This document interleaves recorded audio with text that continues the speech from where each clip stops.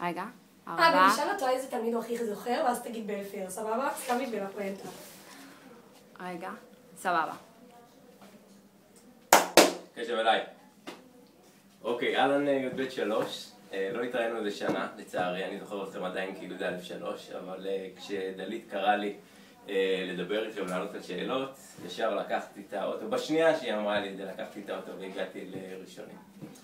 אז יאללה, נתחיל. טוב, על מה האסוציאציה הראשונה שאומרים לך י"ב 3? אסוציאציה ראשונה, י"ב 3, בלאגן. סתם, י"ב 3, כיתה חכמה. תתאר את י"ב 3 במילה אחת. זה לא אותה שאלה כמו אסוציאציה? לא. חכמה? לא. לא, האמת כיף גדול. היה באמת כיף גדול.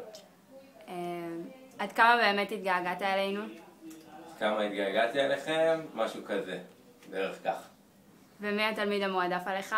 כמובן שאיתמר בלפר, איזה שאלה.